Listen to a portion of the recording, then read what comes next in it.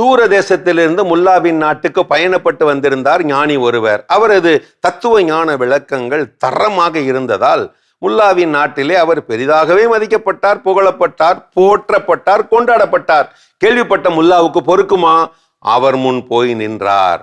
தானும் உம்மை போல ஒரு தத்துவ ஞானிதான் என்று தன்னையே அறிமுகப்படுத்தி கொண்டார்.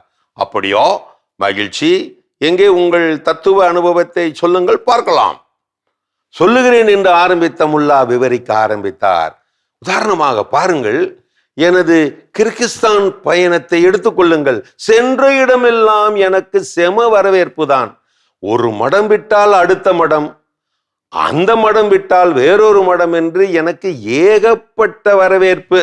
கூட்டம் கூட்டமாக கூடி எனது தத்துவ ஞான விளக்கங்களை அமைதியாக கேட்டார்கள். சுருங்கிய புருவங்களோடு சிந்தித்தார்கள். நான் சென்ற இடங்களிலெல்லாம், சென்ற விடுதிகளில் எல்லாம் இலவச தங்கள் தான், சென்ற சத்திரங்களில் எல்லாம் இலவச சாப்பாடு தான், இலவச உபசரிப்பு தான். இப்படி எனது பயணங்கள் களை கட்டி இருந்தன. இப்படி பீத்து பீத்து என்று பீத்தி கொண்டே போன முல்லாவின் வீண் சுய விளம்பரத்தை கேட்டு பொறுமை இழந்த அந்த ஞானி கேட்டார், முல்லா அவர்களே, நீங்கள் சொன்னதையெல்லாம் அவர்கள் அப்படியே ஏற்றுக்கொண்டார்களா? ஒரு இடத்தில் கூட உங்கள் தத்துவ ஞான கருத்துக்களை எதிர்க்கவே இல்லையா? என்ன அப்படி கெட்டு விட்டீர்கள்? ஒரே ஒரு ஊரில் மட்டும் என்னை செம்மையாக உதைத்து ஊரை விட்டே துரத்தி விட்டார்கள். கடுமையான துரு வார்த்தைகளை எடுத்தெடுத்து வீசி. ஏன்? எதற்கு? எப்படி செய்தார்கள்?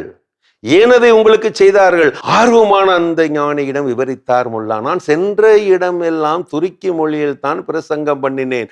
அவர்களுக்கு, என்னை துரத்தி விட்டவர்களுக்கு துருக்கி மொழி நன்றாக தெரியும்.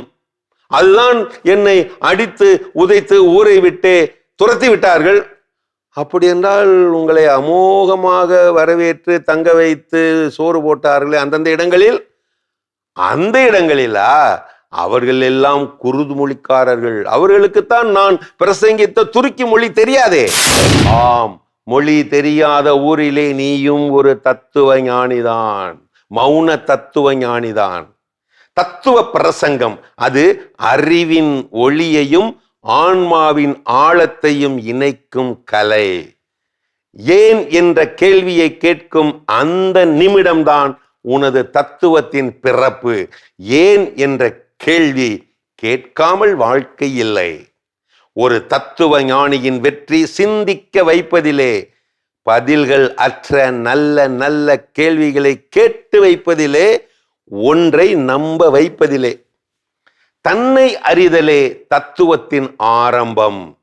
ஒரு தரமான தத்துவ ஞான உரை நகைச்சுவை கலந்த வார்த்தைகளால் நிரப்பாது, விழிப்புணர்வால் தான் நிரப்பும். சிரிப்பில்லா தத்துவ பிரசங்கம் கல்லின் சுவை போல, சிரிப்புடன் கூடிய தத்துவ பிரசங்கம், தத்துவ கதை பிரசங்கம் கனியின் சுவை போல. சரிதானுங்களா?